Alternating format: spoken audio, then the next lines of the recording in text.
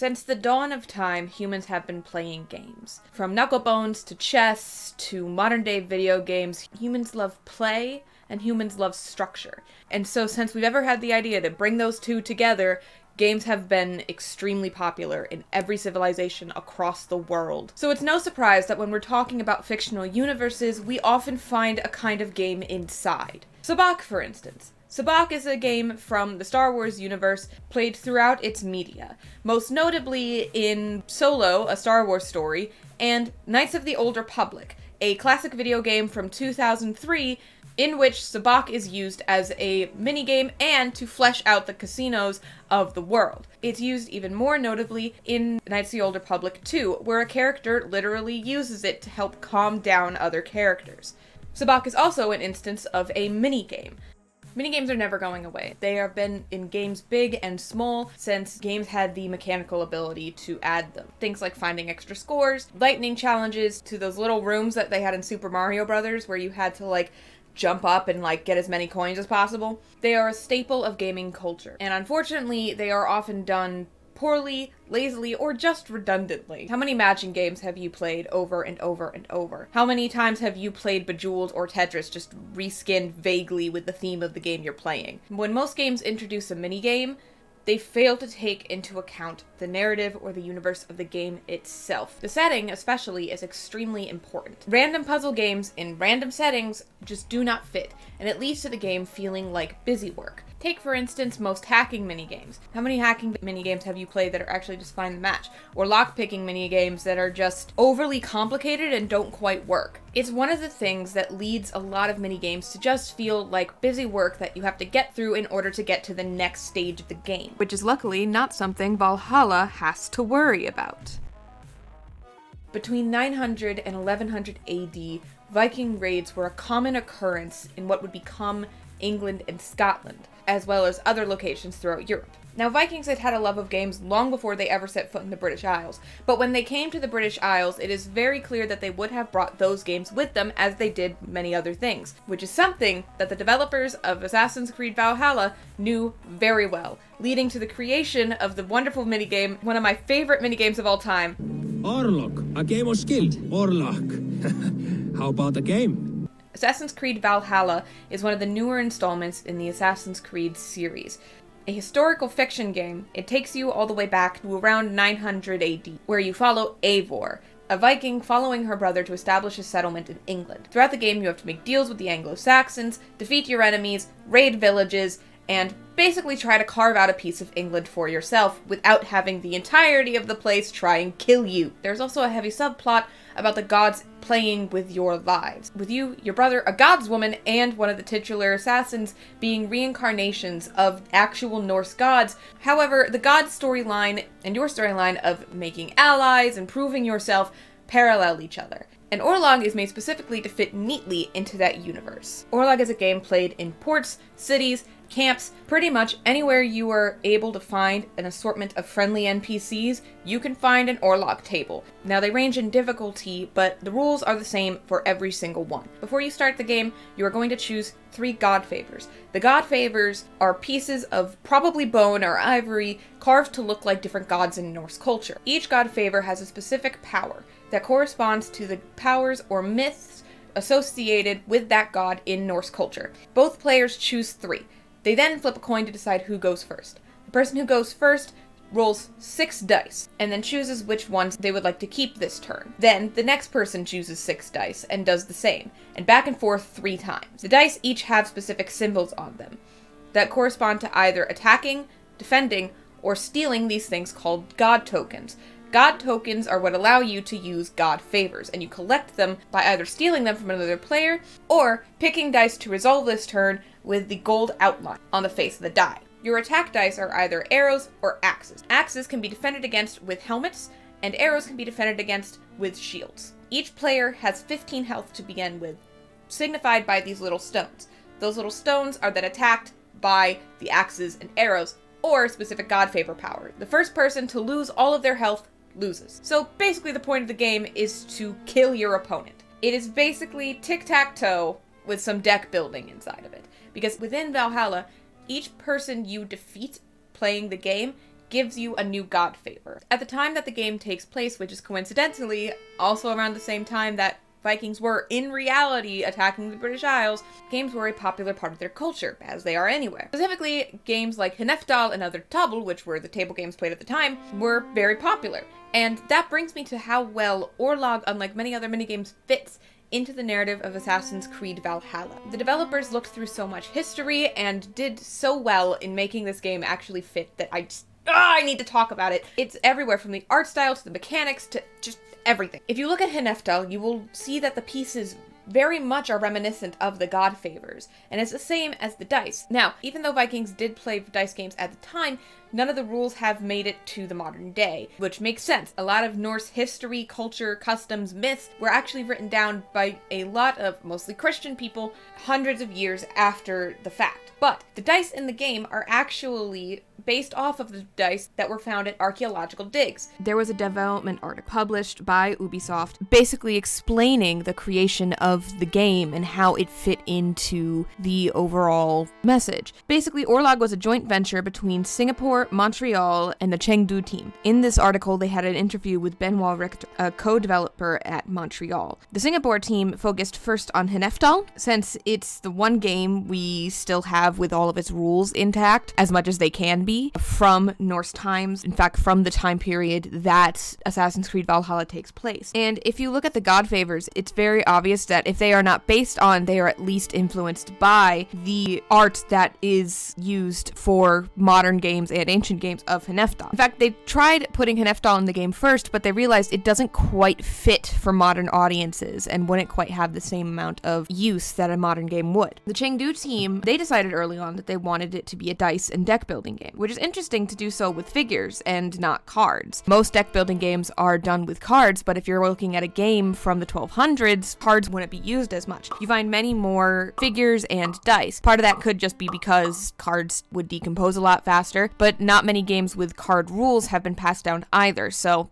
you know. Zhu Bizia worked with the Chengdu team on all many games, the Cairns, etc., and as a rule, she had every iteration of the prototype needed to be playable on a real table, as if they wanted to win a real game. I don't know if I mentioned that before. The god favors were later added for the same reason as axes and arrows, which were added later to create a sort of tic-tac-toe element, as opposed to just having basic dice rolls, which, you know, added a layer of skill to the game that otherwise is just basically luck. And the god favors were added for that same reason, and to subtly teach about Norse mythology by having appropriate powers connected to each god favor, teaching the player through the game subtly about the major themes of the game that it's held in. And this also works as foreshadowing. You spend a lot of time in Valhalla messing with the gods and the gods messing with you, and so doing so within these sorts of mini games is really good foreshadowing.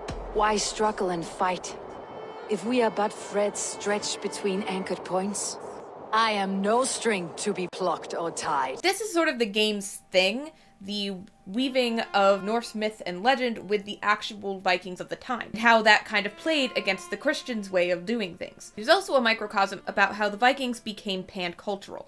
This is both a theme within the game and a theme in real life. Vikings were doing a lot of settling, raiding, and establishing their own shit. Maybe not in the same way of Christians, where they would just pick things and add it into Christianity, but in the way of their existence and their, sheer amount of fucking, inserting themselves into most cultures that they came across. Now, this is just my conjecture, but a large theme of Valhalla is the way that Norse, Dutch, and Anglo-Saxon cultures mixed together, and having a small game that's played in every port of Norway and England, and even one in Vinland, ties that theme better into the minigames themselves, which is something that the developers were actually very good at. I have to give a lot of credit to the Django studio. Orlog also has a very simple base mechanic that is then dressed up a bit more fancy. During development, there was a rule that every prototype had to be playable on a physical table, not just within the game itself. The game needs to hold true to the era. Most games, from chess to Go, all of them, have a very simple mechanic that is then expanded upon. The rule of the day was folk games. You didn't have mass-produced instructions, and so if this is going to be played in every port in town, the base has to be extremely simple. And then you can dress it up all fancy and add in your narrative elements. A simple dice-throwing game with basically a tic-tac-toe order is something that can be modified and placed in almost any town. Orlog takes a modern spin on ancient gaming and adds into it a lot of the themes, even with the names, which are modified Old Norse. In all honesty, part of Orlog that made me want to play it so hard is the juice. In game development, juice is the term used for all of the little additions that are really just aesthetic in nature, but help zhuzh up the game to make it like something extremely fun to play. So anytime in a game that you have screen shake or blood splatter, that's all juice. Things that aren't necessary to the gameplay's mechanics, but are fun anyway. And Orlog has such good juice. I love it so fucking much. I am such a slut for juice. The noises, the clickety-clack of the dice. Here's the thing. Dice sound basically the same, whether they are bone or ivory or plastic. Metal is a different story, but dice basically sound the same in most materials you would find them in. They sound so good in this game. It's so good. They have the swoop of the resolutions, so kind of like, wah, with animations of the axe coming out and hitting the helmet or hitting your health things. The shining of the god favors when they get to work. The electric death that happens when you use Thor's hammer, which is my favorite. Little voice lines with laughter in the tone where they're all having so much fun. I have cornered you now. There are so many cute little pieces of juice within Orlog that it just draws you in even more than the game itself. Here's the thing. I love Orlog so much. I have so much fun with it. I started playing Orlog because one of the rewards you could get for it in one town was a clue I needed for a different set of quests, and so I played it because I needed the clue. And then I got hooked. After playing the game, all of a sudden it's all I wanted to do. I would go to every port in town and I would play every single instance of Orlog that I could find because I was having so much fun with it. It was just genuinely a great game. Part of that is the simplicity of the mechanics. Part of that is the fact that, like, it felt real. And part of it is the fact that the juice was just so entertaining to watch spin. I found myself having a lot of fun strategizing exactly how I would do it. I had a very specific way that I did it, and I will say that some things are unbalanced. Thor's hammer, for instance, why would I ever use another god favor? Maybe a couple of the healing ones, because god favors actually tend to come in a couple different categories that I like to call things like attack, defense, change, and healing. Change will deal with other people's dice. Defense will basically shore up your defenses. Attack is exactly what it sounds like. Healing is exactly what it sounds like. Thor's hammer is the best attack, hands down. It's just, I have these many tokens and I am going to use them in order to destroy you. I also ended up with a very specific strategy in order to play Orlog properly. Shore up all of my god tokens in the first half and then focus on dealing as much damage as possible. And the AI, and I found also people, because I played this by myself in the game. I played the physical version with different sets of people. People tend to pay attention most to their defense and play a little bit conservatively. And so you could shore up all of your god tokens, and then Thor's hammer's most expensive ability, because there were ranks of abilities depending on how many god tokens you had, was to just do like 12 damage in one go. And that person's basically dead. And now I just need one good roll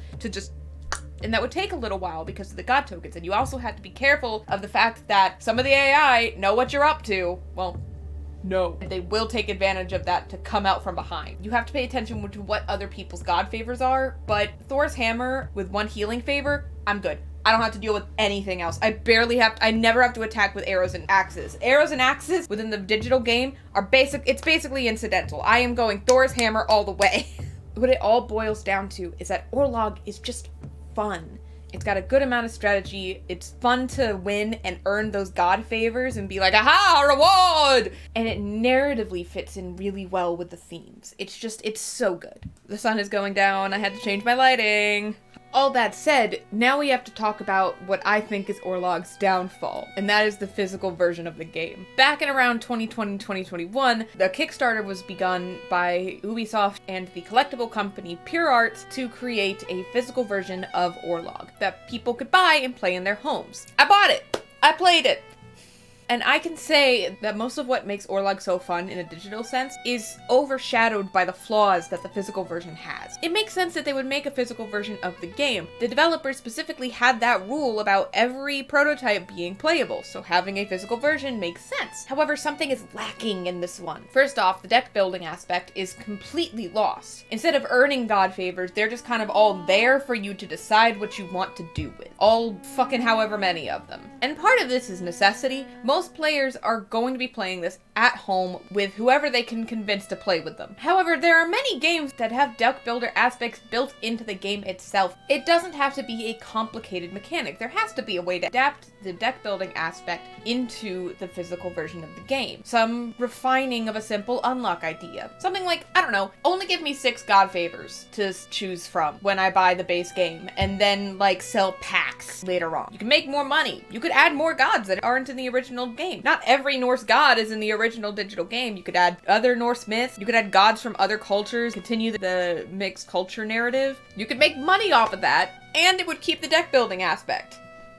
Even if you take out the deck building aspect of the god favors, they lose something in the physical version. Specifically, aesthetically. The god favors are small, hard to distinguish, and difficult to use in the physical game. In the digital sphere, you can hover with your mouse over the god favor and it'll tell you exactly what it is. They are also much bigger, so you can kind of see more detail within the game itself. In the physical version, there is a whole pamphlet describing each god favor and what exactly it does and how many god tokens you need for it, as well as a cheat sheet on the back of the god favor. However, because the god favor design is ripped directly from the digital game, and they're so small, it is so hard to tell what is what. I was looking at this box of god favors and I am like, who the fuck are these people? Every guy and girl looks the same. We started being like, where's Thor? I don't know, he's one of those mustache motherfuckers. They all have mustaches!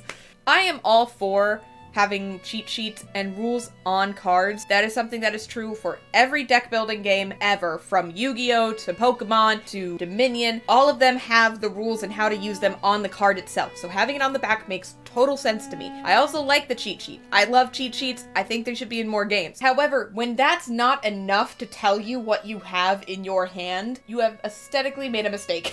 One of my biggest issues with this game is actually the instruction booklet. I went to game school. I have a degree in game design from New York University. If there is one thing that they pounded into my head over and over and over again, it's how important instructions are. I get that the only people who are playing Assassin's Creed Valhalla's Orlog, the physical version that you bought for $40, which I bought for $40, are people who have played Valhalla and probably really liked Orlog. Not even the person who just randomly played Valhalla. This is for the motherfucker who is way too obsessed with Orlog. But the instruction booklet is the heart of the board game. Not the mechanics, nothing else. The instruction booklet is the most important piece. I will die on this hill. Biggest lesson I got from game school. I have played a ton of Orlog in the digital game, and when I first sat down to play the game, I was playing with someone else who had played Valhalla and enjoyed Orlog specifically. I was playing with the wonderful A Done With You, who I've collaborated with in the past, and neither of us remembered half of what we were supposed to do, and the instruction booklet was useless. I managed to get turn orders wrong,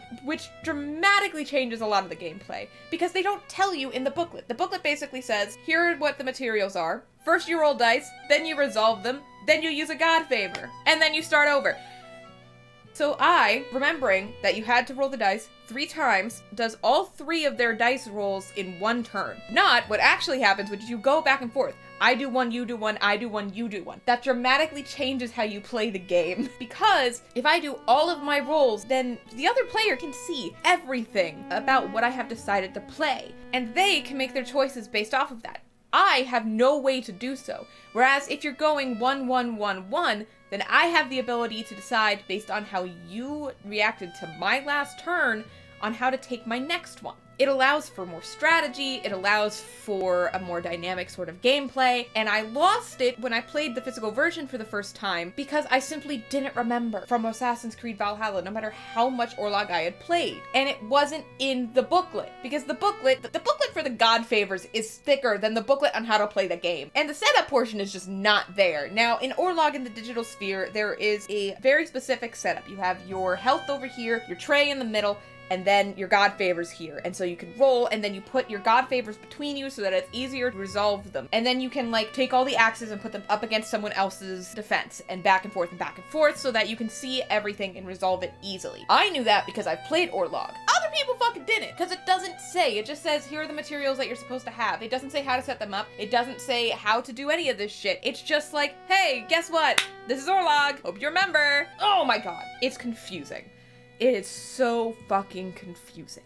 And I lost a lot of the enjoyment of the actual play of Orlog because I took so long trying to figure out what the mechanics even were. And to prove that this is dumb as shit, I need to find the dumbest possible gamer I can. Someone who is so impressed by stupid things that this won't be a problem for them.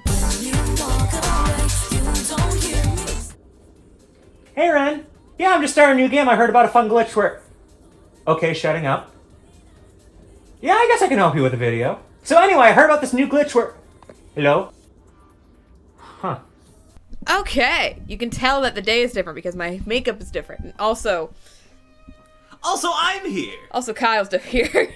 And the set changed. Hey, Kyle. Hey. How you doing? I'm good, Ren. You're How good. You doing? I'm doing good. Good. I've brought you here today to tell me about your experience as someone who's never played Orlog and was playing with someone else who's never played Orlog. Tell me your experience about Orlog. Okay, I guess I'll just get into it. So, you had told me about this game. Yes. It says from Assassin's Creed, which I'd never played an Assassin's Creed game. Know very little about it as a franchise. And you were just like, hey, like, play this game, like, it's pretty simple, like, you'll just learn how it is on the box. And from what I basically got as a first impression is, like, drawing lots the board game.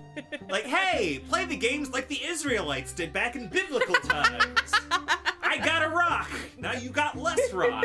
And in some ways I'm right, in some ways I'm wrong in that description of it. It's a very intuitive game. I think I was going to like, this is simple, this won't be that much, and then I just saw all the little different things, and my brain was kind of like, oh fuck, I gotta learn what things are. But honestly, it wasn't that complicated once you get in like the rhythm of it. It's like, oh, you kind of like, the basics of that game kind of come through, kind of that rudimental like, okay, I roll, I have this many, I can do this, well, I can do this. Like, the roots of strategy, just like, oh, how I can play this game. Do I want to do offensive, defensive? This will be great if I roll this, but if I don't roll this, I'm F. It just comes across very easily. And what I was thinking about today, when I was thinking about talking this, is how I really did like the difficulty slider aspect of it. Because I just did the most bare bones, basic playstyle, because I was like, this is my first time, I don't want to bog myself down. And it just made me think like, oh, this is just a great way to not just get people into it easily, but to kind of invest people into it, coming back to it. Okay, I've played this a couple of times, this level's getting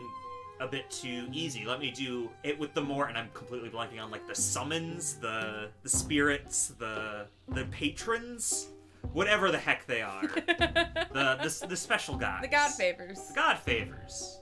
Good old God. And just how generally I don't feel like, I'm not a game designer, so I can't say I have like a design philosophy, but something I think about with a game is like, oh, I feel like your skill should only be so much of a deterrent when it comes to getting into a game. Like, it's the difference between like, oh, this boss is difficult so I can't get past him, versus like, oh, I bought this fighting game first day, but if I play online, I can't play with anyone because I'm learning and these are experts. Mm-hmm. And I always think, just anything you can do to customize a gaming experience where like, I want to be this kind of hard, but not this hard, I want this and that. And I think even in this basic game, it had that component to it, and just how many God favors do you do, how much health do we start with, and like kind of the little options it gives you. I think that kind of was also just something of, oh, this is like at its core a good game, a solid game. And that's what I felt. I wasn't like, oh my god, Orlog has changed my life. It's not like I'm preaching the Bible of Orlog.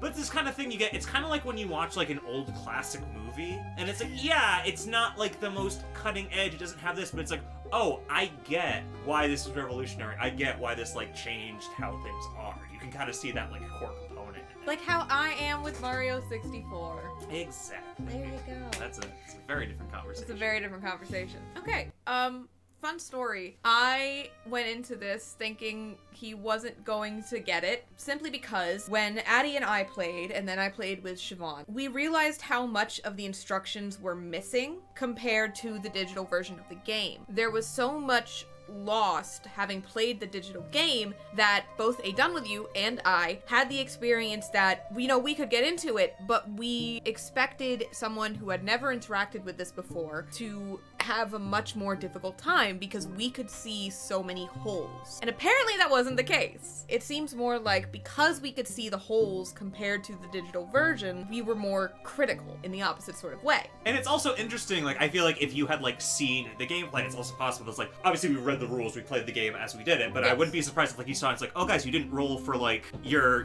performance bonus, or, you know what I mean? Like, you're playing that game and you're like, oh, why aren't you, like, setting up your this? And you're like, setting up my what? And it's like, yeah, you never use your this. I never knew I had this. And it just...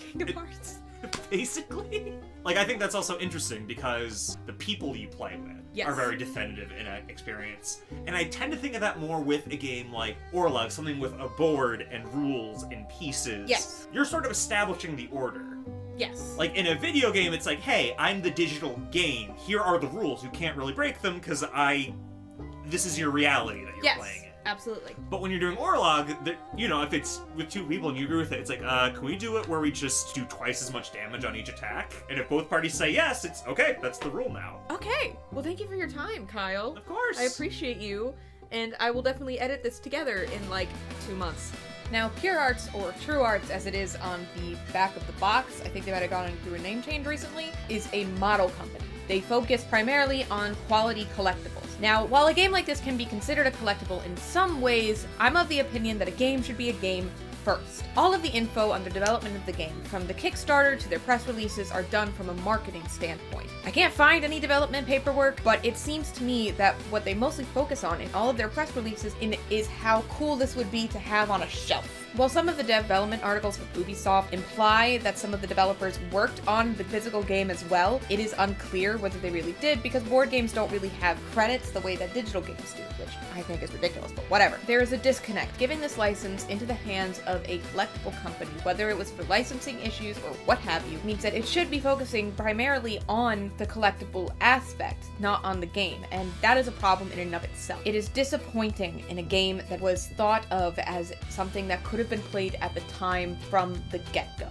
Orlog's physical release was a marketing tactic first, and it lost its soul somewhere in that. It's a cash grab. What's more disappointing is that it's a cheap cash grab from people who obviously didn't care about the game they were adapting, and you can see that especially in the material. If this game is supposed to be a collectible, first and foremost, then it should be at least cool, right? Like, it should be something that, like, when you open it, you're just like, oh, at least I have these cool dice that, like, shows how much I love the game, and I can put it on a shelf, and even if I don't play it that often because it's not a very good adaptation, it's still cool to have. Quality collectibles is a stretch, PureArts. This is cheap plastic. I get it, it's a Kickstarter-based adaptation of a digital game, but you're a quality collectibles company. Why does this tray feel like this? Why do the dice feel like paper? Why are the God Favors cardstock? They're cardboard! I'm not saying they have to be made of ivory, but like shit, even a better plastic. You couldn't have splurged on some plywood for the dice tray? Like, hold on, I gotta show you something. This is my dice box. My friend made this with a laser cutter that we had at school. Made from wood scraps. This is made from scraps of wood from the engineering department. This is scraps of wood from the academic engineering department that they made. This was like $1. Like, they paid $1 for the scrap wood, and like we didn't have to pay for the laser cutter, so I'm sure that would take time, but like this was like $1 and like a couple of hours of their time. Mass producing this wouldn't be that hard. Like, this is plywood. Listen how dice sound in this. My friend made this when we were 17. You couldn't splurge on it for a dice tray? You couldn't do this? Instead, we get this cheap plastic that most game things are made from, and it's... Quality collectibles! The God Favors are made of, like, cardboard, and the only fun thing about them was poking them out of the goddamn sheet that they came in. Again, that could have been made out of plastic, not the dice tray. I get it's Kickstarter. Of course they're going to want to cut corners, but if this is a collectible, then why isn't it made like a collectible? This is not worth $40. This is worth 20 bucks at least. If you're gonna give me $40, I don't even care if the things are cardboard. You could at least splurge on plywood for the dice tray if you're gonna charge me $40. But what can I say? This is the company that's selling like posable Skyrim action figures for $300. There's just such a lack of care in the materials and how this was made. Stones are fun though. The stones are fun. The stones are like a normal, basically polished stone, and they're really cool. I like those a lot. They have like a really nice sound. That's the only material in this entire thing that like is like, ah, nice. But there's such a lack of care in how the rest of this is made. If I only like one piece of the material, if you were a quality collectible company and you didn't adapt the game well, you didn't make an instruction book out of it, and you didn't even make it a fun collectible to have, are you fucking kidding me, PureArts? Because here's the thing, in a digital game, juice comes from the animations, the sound effects, etc., etc. In a board game, you have ritual and materials. Now, there's ritual in this game. Ritual is basically the little things that might not be necessary for the game, but kind of create a routine in the game. For instance, there is a coin, which is also made out of cardboard, that you pass back and forth depending on whose turn it is to roll their dice. and it helps keep track of whose turn it is, as well as being a ritual that adds a bit of juice to the game. The other thing that board games have for that juice is materials. The materials a board game is made out of are extremely important because they add a level of not only just professionality, but of care. For instance, if you've ever played a quick card game and you've played it with cheap plastic cards, like the very cheap ones that are really thin and bend really easily versus playing them with nice ones that actually work, you're going to have a different experience. If you're trying to play a basic card game with a deck of magician's cards, materials matter, is basically what I'm saying.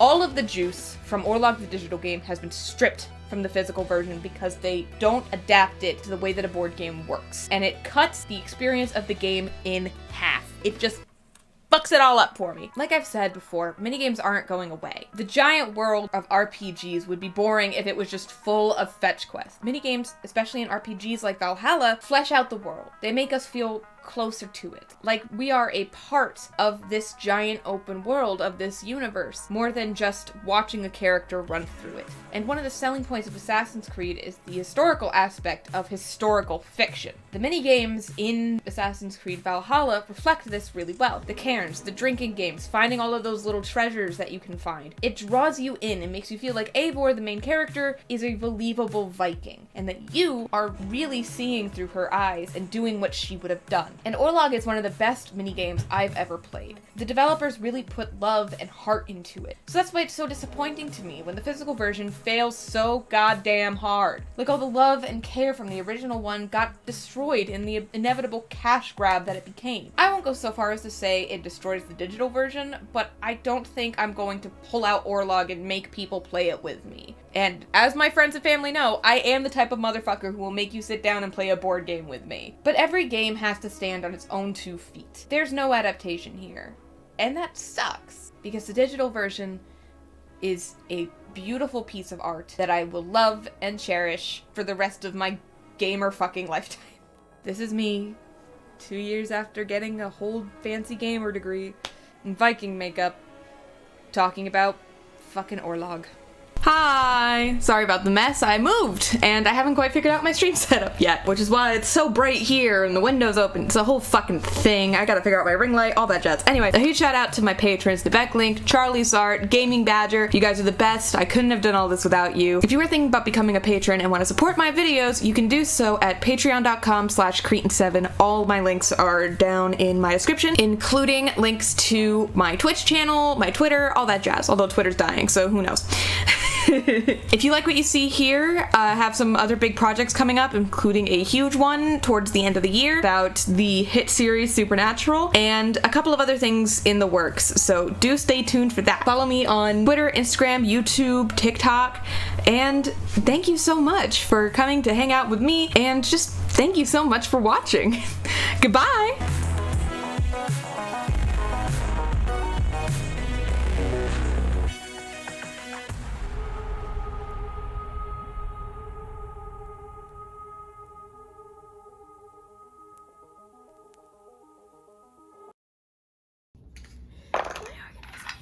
What? You organized it? Yes!